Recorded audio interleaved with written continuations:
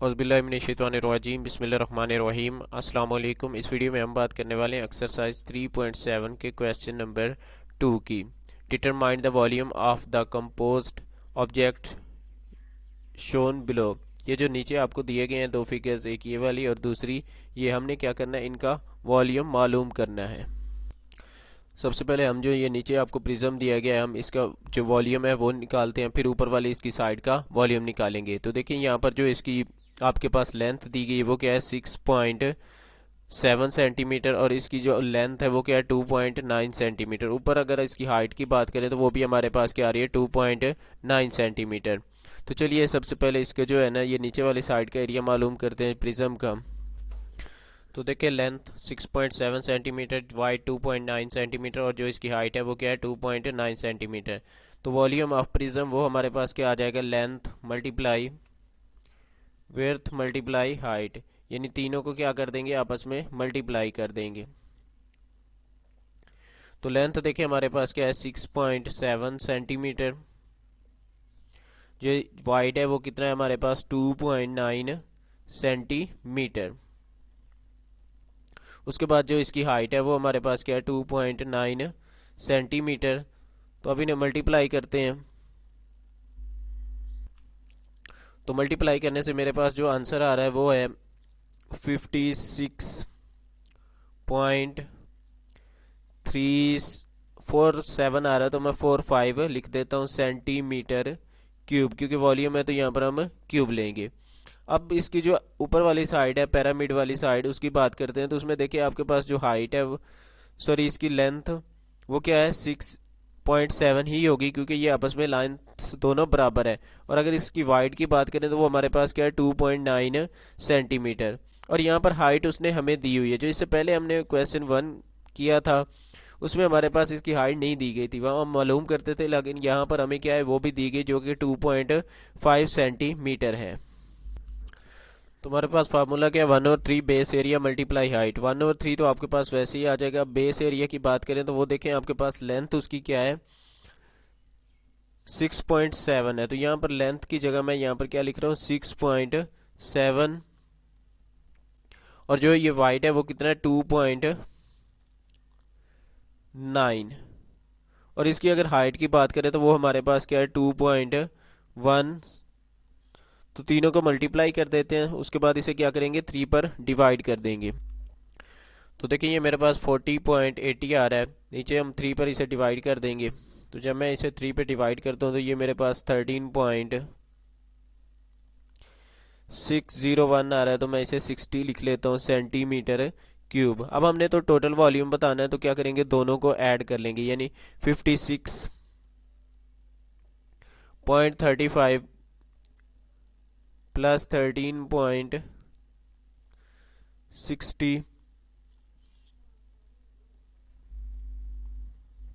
तो इन्हें ऐड करने से मेरे पास जो आंसर आ रहा है वो 69.95 सेंटीमीटर क्यूब है। नेक्स्ट हमारे पास है, तो देखिए ये एक आपको ट्री नज़र आ रहा होगा। इसमें देखिए हम अगर इसके ऊपर वाले हिस्से की बात करें तो जिसकी जो वो उसने रेडियस, सॉरी डायामीटर बताया वो 9 फीट है। और इस ट्री की जो ट्रंक साइड है उसमें उसकी हाइट क्या है, 8 फीट, और ये नीचे आपको क्या दिया गया, 1.5 फीट दिया गया है। तो सबसे पहले हम क्या करते हैं, जो इसका ये ऊपर वाला हिस्सा है ना, ये सर्कुलर पार्ट है, हम इसका जो है ना वॉल्यूम निकालेंगे, फिर उसके बाद जो है ना नीचे वाली साइड का वॉल्यूम निकालते हैं। तो देखिए इसका जो आपके पास डायामीटर दिया गया है वो क्या है, 9 है। डायामीटर किसके इक्वल है, 9 फीट के इक्वल है। तो हम यहाँ सबसे पहले इसका रेडियस निकालेंगे। अब रेडियस निकालने के लिए जो डायामीटर होता है उसे हम 2 पे डिवाइड कर देते हैं, यानी इसका रेडियस हमारे पास क्या आ जाएगा, 4.5 फीट। अब हमने इसका क्या करना है, सरफेस, सॉरी वॉल्यूम निकालना है।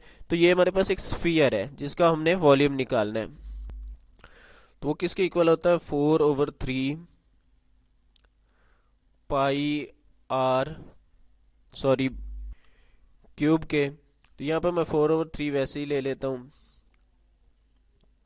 पाई की वैल्यू हमारे पास 22/7 होती है, वो पुट कर देते हैं। और आर हमारे पास क्या आ रहा है, 4.5 का क्यूब ले लेंगे, यानी 4.5 को 3 टाइम 4.5 के साथ मल्टीप्लाई करेंगे। तो क्यूब लेने से मेरे पास ये 91.13 आ जाएगा। 88 को 4 के साथ मल्टीप्लाई करने से 22 को, और 7 को जब हम 3 के साथ मल्टीप्लाई करते हैं तो ये मेरे पास 21 आ जाएगा। अब 88 को हम लोगों ने क्या करना है, 91.13 के साथ मल्टीप्लाई कर देंगे। तो ये मेरे पास 8019 आ रहा है। नीचे जो है ना हमारे पास क्या है 21, तो 21 पे मैं क्या करूँगा, इसे डिवाइड कर दूंगा।